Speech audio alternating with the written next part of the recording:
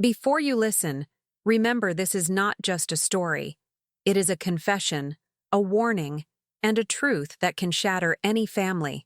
Stay until the end, because what was hidden in silence for years may change the way you see loyalty, sacrifice, and betrayal forever. The fluorescent light above me buzzed faintly, but the sound was swallowed by the thundering in my chest when the doctor looked at the chart and said in a calm, clinical voice, "You've already had this treatment last year." For a second I thought I had misheard him, that maybe the exhaustion had twisted his words into something impossible. But then his eyes met mine, searching for confirmation, and the blood drained from my face. I whispered, barely audible, "No, I've never been here before." That's when the door swung open, and my sister stepped inside. Her hair was tied back, her eyes wide like a cornered animal. She hissed at me, trembling but firm. "Don't say anything, or I lose everything." The silence that followed was heavier than the machines in that sterile room. It was the kind of silence that holds years of secrets, waiting to crush you. I had walked into that hospital with nothing more than a headache and a referral from my local clinic. The waiting room smelled of antiseptic and coffee left too long on the burner. I remembered the receptionist typing my name into the system, her polite smile fading just slightly before she asked me to wait. At the time, I thought nothing of it, just another glitch in their overworked system. But now, confronted by the reality that someone had already lived a medical life under my name, my body shook with a mixture of anger and disbelief. My sister's presence only deepened the wound. She wasn't supposed to be here, not in this context, not holding my identity like a stolen coat she had been wearing all along. The betrayal wasn't sudden. Looking back, I realized it had been years in the making. Since 2010, I had been the one working extra shifts at the bakery, saving every dollar, paying off bills while she floated from one idea to the next. I sent money for her rent, covered her car insurance, even signed off as a guarantor when she swore she just needed one last chance. At family gatherings, she would smile and toast me, calling me the responsible one, the anchor of the family, while quietly tightening the rope around my neck. I thought sacrifice was love. I thought keeping quiet was peace. But sitting there in that hospital room, her voice cutting through me like a blade, I realized silence had only been her weapon. The doctor excused himself, confusion etched on his face. I wanted to chase after him, to explain, but my legs felt nailed to the floor. My sister moved closer, her whisper sharper than any scream. "If you talk, they'll know I forged everything. The loans, the insurance, the treatments. You'll ruin me." Her words tasted of desperation, but underneath it I heard the steel of manipulation I had ignored for too long. My mind raced through numbers. $5,000 here, $12,000 there, all the times she promised she'd pay me back. I remembered the hollow look in my mother's eyes when she told me, "Family is family, you must protect her. Protect her, even if it meant losing myself." I stared at her, really stared, as if for the first time in years I was seeing her not as my sister, but as a stranger wearing her skin. Her hands shook, but her eyes dared me to destroy her with a single sentence. And in that moment, I felt something break inside me. Not just trust, not just patience. Something deeper, something that had held me captive for decades. I didn't answer her. I couldn't. My throat closed, my chest tightened, and my silence became its own kind of truth. Because whether I spoke or not, the lie had already been carved into the system, and the consequences were coming for both of us. That night, I couldn't sleep. The hospital ceiling fan turned slowly above my bed, cutting through the silence with a rhythm that reminded me of the ticking clock in our childhood home. Every rotation carried me further back, into years I had buried under layers of excuses. I thought of 2012, when my sister first asked me to use my credit score to buy her a car. She swore she'd make the payments on time, that she just needed a fresh start after losing yet another job. I signed the papers because I believed in second chances. I told myself that's what family does, that loyalty mattered more than financial risk.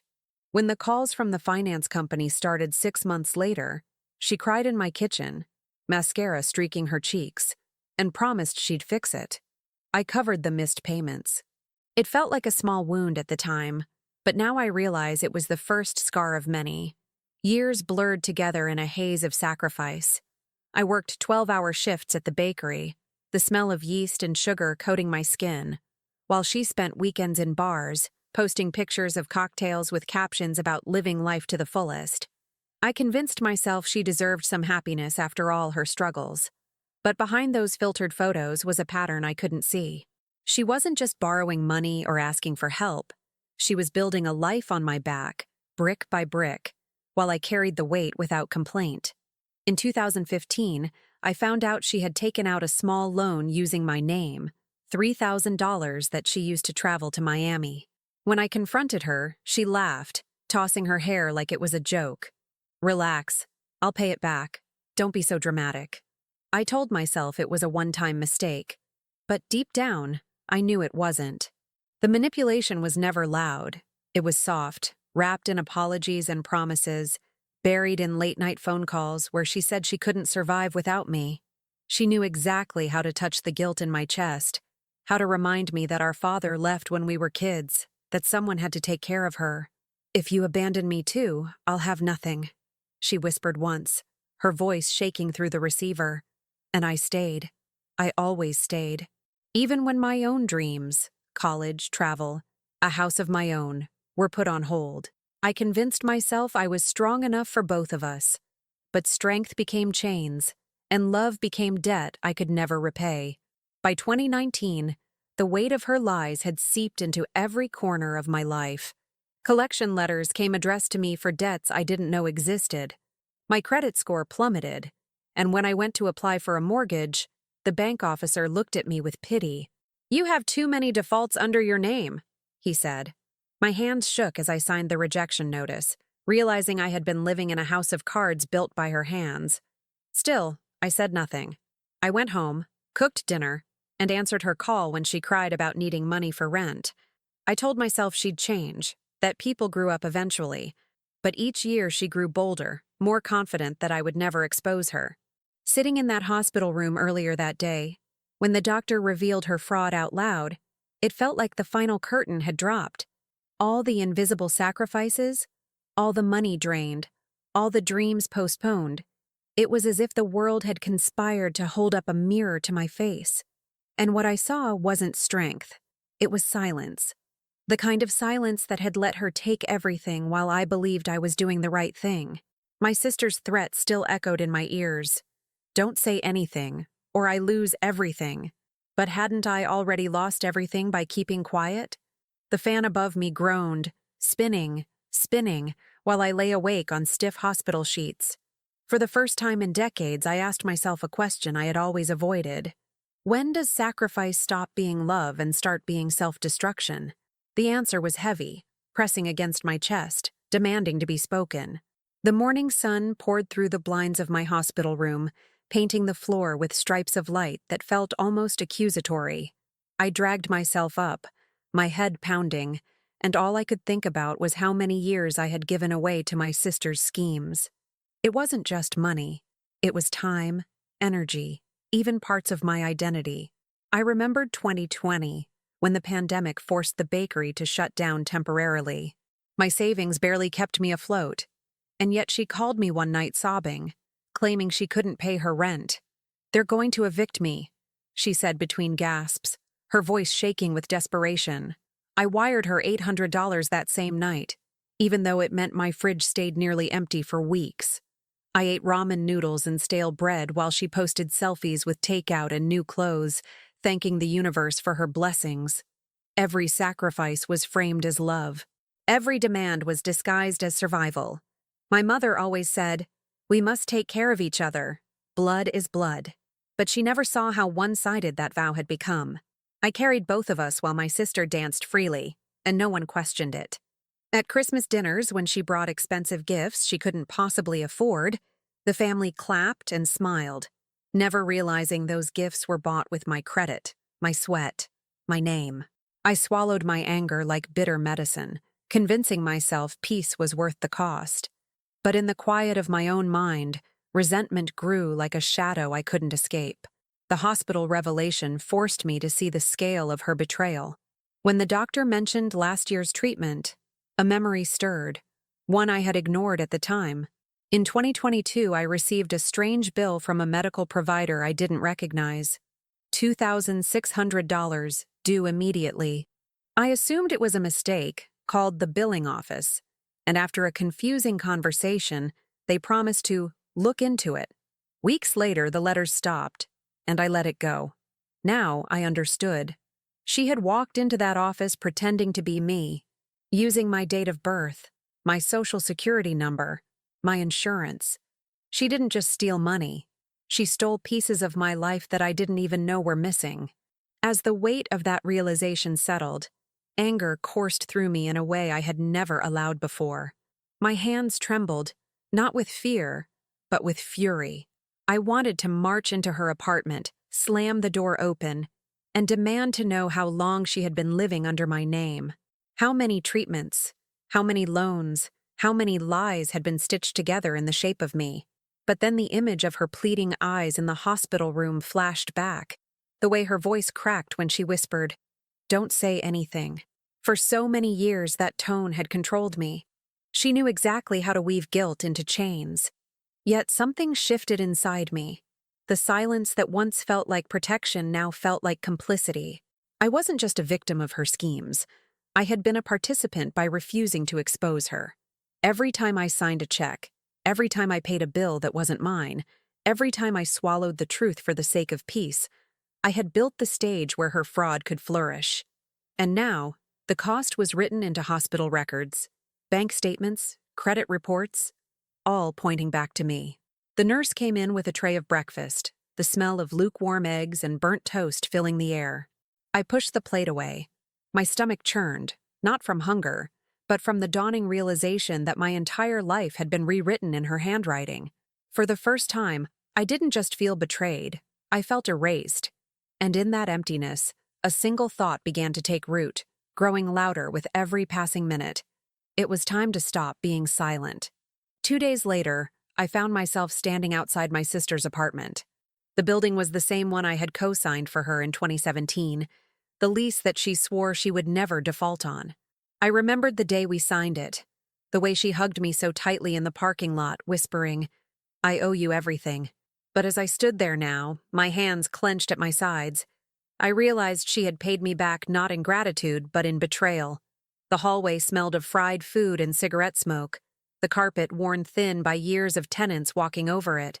I hesitated at her door, my heart racing, because I knew once I confronted her, I couldn't go back to the silence that had kept us bound for so long. She opened the door in sweatpants, her hair messy, her eyes red as if she hadn't slept. When she saw me, she froze, and for a moment we both just stood there, caught in a stare that carried decades of secrets. Then she muttered, "You shouldn't be here." Her voice was low, defensive, almost childlike. I pushed past her, into the living room. The place was cluttered with empty wine bottles, stacks of unopened mail, and shopping bags that hinted at a life of indulgence I could never afford. On the coffee table, I noticed a hospital bracelet with my name printed clearly on it. My stomach twisted into knots. Why? The word came out raw, broken, carrying the weight of every sleepless night, every dollar stolen, every dream deferred. She sat down on the couch, burying her face in her hands. "I had no choice," she whispered. "Do you know what it's like to always be the failure, the disappointment, the one no one believes in? You were the good one, the responsible one. Everything came easier to you. I just borrowed your life because mine wasn't worth living." Her confession cut deep. It wasn't just greed or recklessness. It was envy, desperation, a hunger to escape her own reflection. But the justification didn't soothe the wound. It made it worse. I thought of the years I had worked 2 jobs, the nights I came home too tired to eat, all so I could cover her debts. And now she admitted she had wanted not just my help, but my identity. She had lived my life in secret while I was drowning in sacrifice. I walked to the window, staring out at the city below. Cars honked, children laughed. Life moved on as if my world hadn't just crumbled. I wanted to scream, to shake her, to demand she undo what she had done. But there was no undoing this. My medical records, my credit, my name, they were already entangled with her lies. She rose from the couch and approached me, her voice trembling. "Please, if you expose me, I'll lose everything. I'll go to jail. Mom will hate you. You'll destroy this family." The familiar trap. Guilt wrapped in family loyalty. She had been weaving this web since we were kids, when she'd steal cookies and blame me, and our mother's disappointment would fall on my shoulders. Only now the stakes were higher, the lies larger, the damage irreversible. I turned to her, and for the first time in my life, I didn't see my sister. I saw a stranger who had been wearing my face. "I already lost everything," I said quietly. The words surprised me, their truth echoing in the silence of that messy apartment. I could see fear flicker in her eyes, but beneath it there was something else. Shame, maybe even recognition that I was no longer the silent accomplice she depended on. The following week was a blur of phone calls, paperwork, and meetings that left me feeling like I was trapped in a nightmare. I went to the hospital's administration office, clutching the folder of documents I had gathered over the years. Bills I hadn't recognized, letters from creditors I had ignored, statements that carried my name but someone else's actions. The clerk behind the desk scanned the files, her brow furrowing as she clicked through the system. Finally, she looked up and said words that made my chest tighten. "Ma'am, according to our records, you were treated here 3 times in the last 2 years.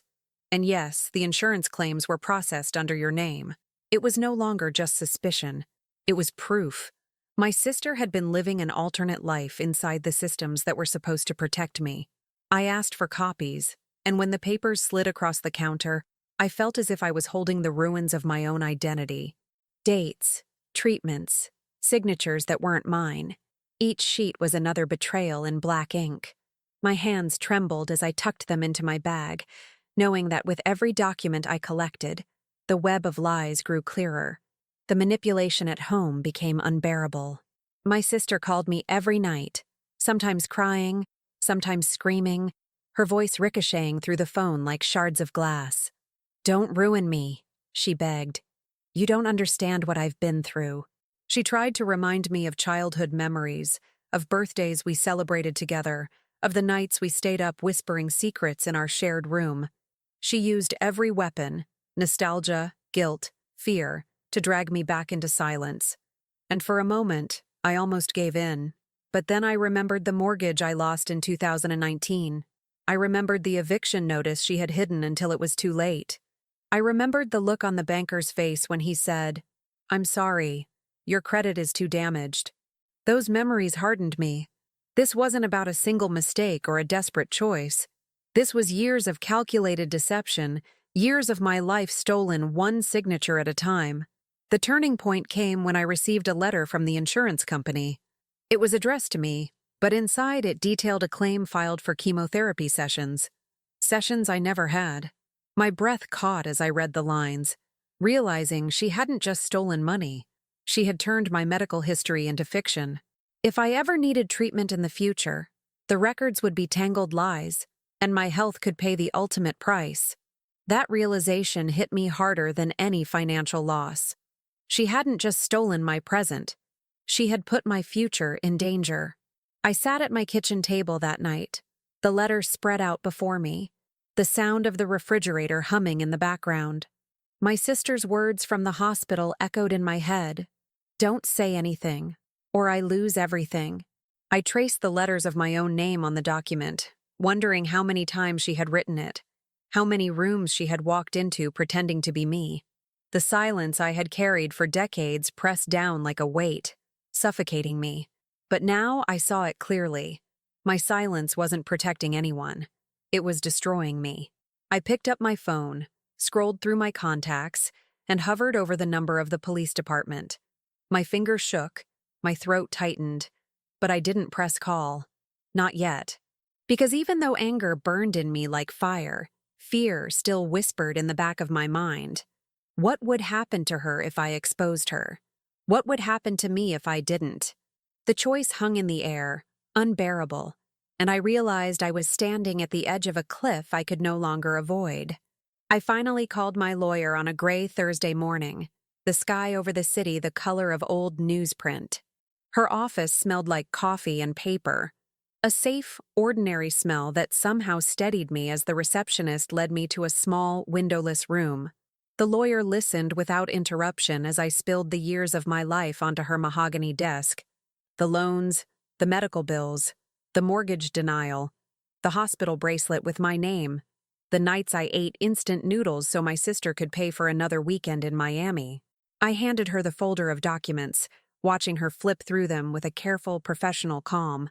When she looked up, her face was unreadable, but her voice was steady. "We can do this," she said. "But we need to move carefully." Move carefully. The phrase felt like a cage dressed up as advice. I wanted to scream, to drag my sister into the sunlight and make the world watch her unravel. But the lawyer was right. There were legal steps, evidence to collect, identities to protect. The more I learned, the more complicated it became. There were credit records to correct, fraud reports to file, medical providers to contact. There would be hearings and subpoenas, and the long, grinding machinery of the law. I left her office with a plan and a heaviness I could not shake. Exposing her would mean courtrooms and testimony and the chance she might go to jail. It would also mean exposing parts of my family I had always kept hidden. I called Mom. I rehearsed my words in the car. The radio turned low so the silence would hold me together. When she answered, I could hear the kettle boiling in the background, that small domestic sound that had once comforted me. I told her as simply as I could, and at first she gasped, the way an elderly person thinks a thunderclap is breaking a window. Then, like a slow rot, denial crept in. "She would never," Mom said. "She is my daughter." The sentence felt like a commandment, a sacred thing I could not break. I pushed through, listing the facts, the dates, the bills, the hospital bracelet. There was a pause that lasted long enough for me to think she might say she believed me. Instead, she said, "You must be mistaken." That denial hurt more than anything else.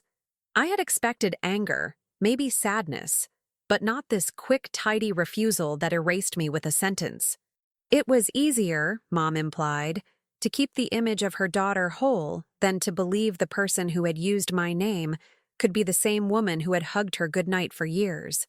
Family loyalty had become a wall that blocked the truth. I felt small, ridiculous, and yet I continued. I had to. For my own future, for my credit, for the medical records that might one day matter more than anyone imagined. The legal process began like a slow-moving train. I filed a police report on identity theft, then sat in a fluorescent police station while an officer typed my statement with the indifferent speed of someone used to other people's tragedies.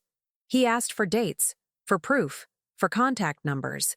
I handed him the folder, watched as he scanned the documents, and for the first time in months, I felt official. Someone had recorded my name and my pain in a system that might actually help me reclaim my life. But it also meant my story now existed outside my chest, in public records, in people's mouths. Word reached my sister quickly. She called at odd hours, her voice on the line a mix of pleading and venom. "You went to the police?" She spat once. "Do you know what you are doing? Do you know what will happen to Mom?" She used Mother as a shield, a threat, a weapon. She painted me as the villain, the one who would destroy the family with paperwork and signatures. And because people prefer simple stories, some relatives began to ask questions in hushed tones, to plant seeds of doubt. "Are you sure this is true?" they would ask Mom, as if my evidence was a rumor and my life an exaggeration. The more the whispers spread, the more isolated I felt. But isolation has a clarifying way of revealing what matters. I began keeping a journal, long handwritten pages that recorded not only the dates and amounts, but the small moments that proved the depth of her deception. July 2014, loan for $3,500 for a car that never showed up in our driveway. March 2018, hospital bill $2,600. November 2021, insurance claim for physical therapy. April 2024, chemotherapy claim for treatments I never received. Each entry was a nail hammered into the coffin of silence I had carried for years. Each entry reminded me why I had to continue.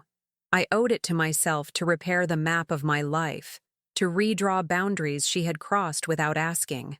One evening, when the city was quiet and the streetlights made pools of gold on the wet pavement, the lawyer called with news.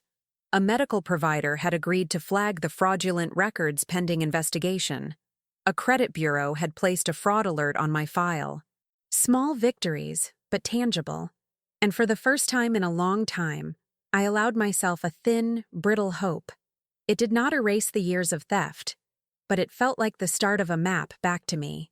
And yet fear lingered, a shadow at the edge of every phone call, every meeting. My sister's threats had not stopped. She texted that if I tried to take everything she had, she would tell everyone about the secrets she had about me. Secrets. The word was a loaded grenade, an imputation that shook me because the fear of shame had driven me to silence for so long. I had to steel myself against it. I had to remember the nights I missed sleep to pay her rent, the time I was turned down for a mortgage because of her signatures, the empty promises that had cost me my future. Those memories became a ledger I could not ignore. The court date was set for late autumn, the kind of day where the air carried both the sharpness of cold and the smell of wet leaves. I walked into the courthouse with trembling hands, clutching my folder of evidence as if it were the only thing keeping me upright. The marble floors echoed with every step, and I felt exposed, like the world could see the years of sacrifice and humiliation printed across my skin. My sister arrived minutes later, wearing a blazer too large for her frame, her hair brushed back as if she wanted to look respectable. When our eyes met across that sterile hallway, I saw not my sibling, but the architect of my ruin, the woman who had stolen my name and dared me to stay silent. The hearing itself was surreal. The judge's voice was calm, detached, as he listened to both sides. My lawyer presented the documents, the medical bills, the credit reports, each one sliding across the table like evidence in a trial of my own life. My sister's lawyer tried to downplay it all, suggesting clerical errors, misunderstandings, even hinting that perhaps I had consented to some of it. My stomach churned with rage as I listened to the narrative being twisted, my truth diluted into something negotiable. When it was my turn to speak, I stood up, my knees shaking, and told the court in plain words how it felt to lose your own name. I described the hospital moment, the doctor's confusion, the years of bills and rejections, the silence that had become my prison. My sister sat there, her eyes fixed on the table, until suddenly she broke. She began to cry, sobbing so loudly the room seemed to shrink around her. "I didn't mean to ruin her," she said, her voice cracking. "I just wanted to live. I just wanted to be someone." Her confession wasn't dramatic. It was pathetic, hollow, like a balloon losing air. The judge remained stoic, but I felt something in me shift. Her tears, her desperation, they no longer pierced me the way they once had.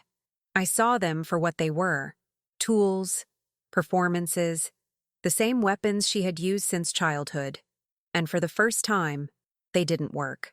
After the hearing, I walked out into the crisp air, my breath visible as I exhaled a weight I had carried for decades. The case wasn't over. The investigations would continue, the legal process would drag on. But something irreversible had happened inside me. I had spoken. I had broken the silence. And in doing so, I felt the first fragile threads of freedom. But freedom came with a price. My phone buzzed with messages from relatives, some angry, some confused. "How could you do this to your own sister?" one cousin wrote. "She's family," another reminded me, as if family meant blind loyalty no matter the cost.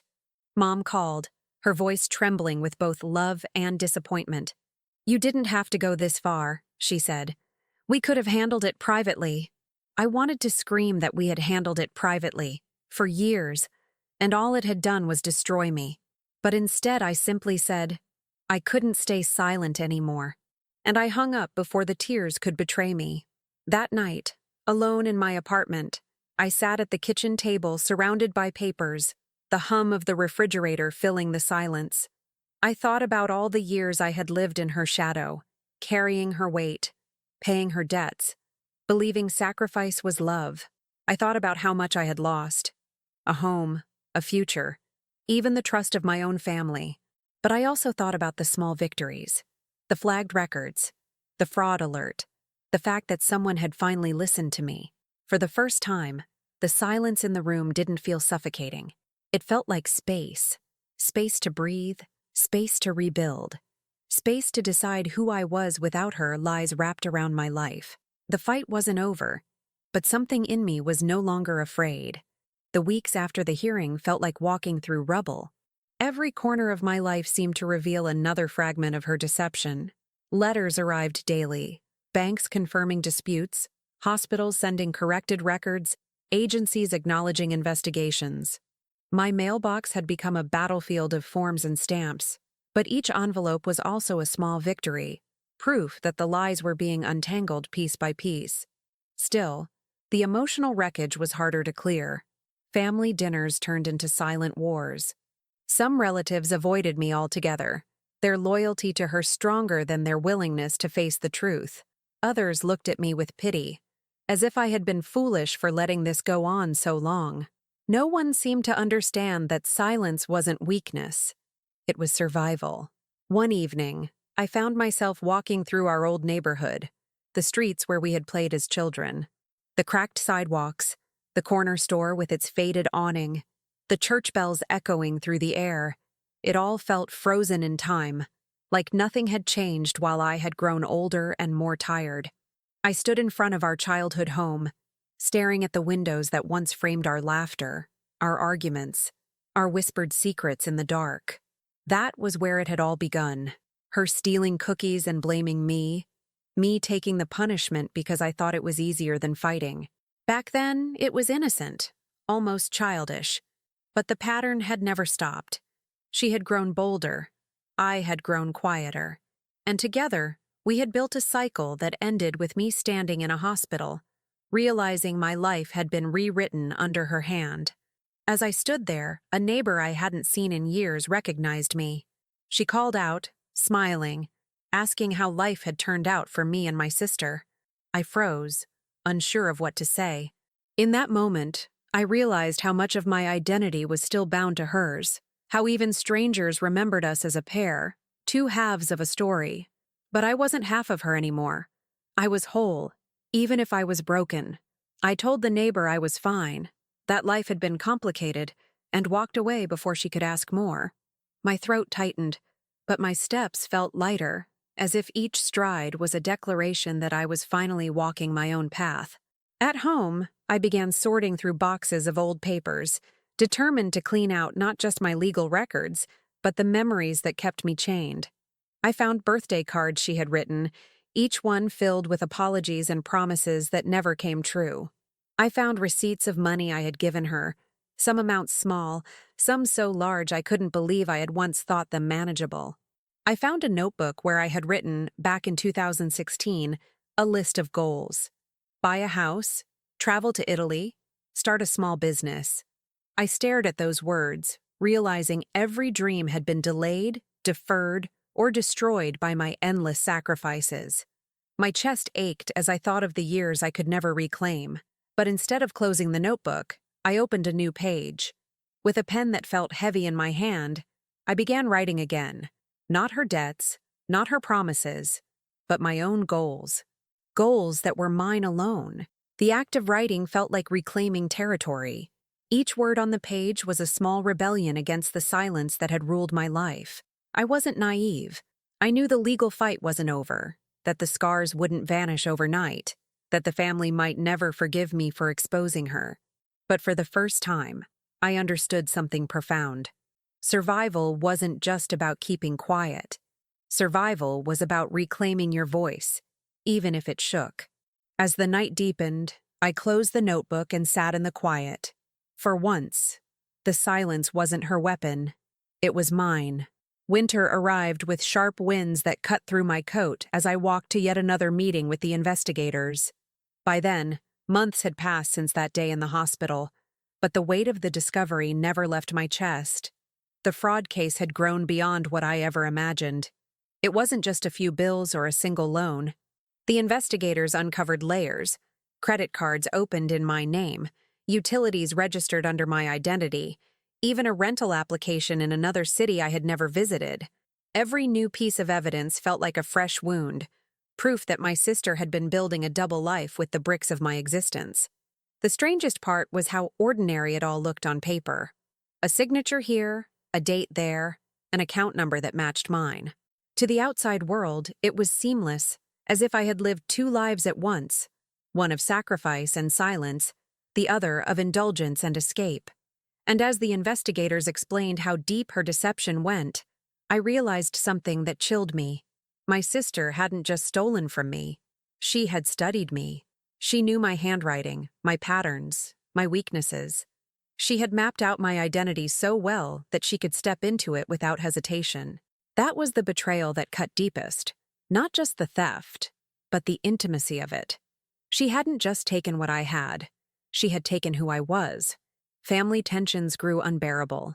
Mom still clung to her defense, insisting there had to be some mistake, that siblings didn't do such things. She accused me of exaggerating, of making things worse than they were. Some relatives stopped speaking to me altogether, as if exposing the truth made me the villain. It was easier for them to blame the one who broke the silence than the one who committed the crime. Their rejection stung more than I wanted to admit. I would sit alone in my apartment, staring at the phone, wishing someone, anyone, would call and say, "I believe you." But the line stayed cold. Yet in that isolation, I began to find a strange kind of strength. I didn't owe them my silence anymore. I didn't owe anyone the version of me that carried everyone else's weight. For years, I had defined myself by sacrifice, by the belief that love meant giving until I had nothing left. But sitting in the stillness of my apartment, surrounded by the stacks of documents that proved my sister's betrayal, I realized love without boundaries isn't love. It's erasure. One night, I dreamed I was back in the hospital, the doctor holding a chart, my sister bursting in to silence me.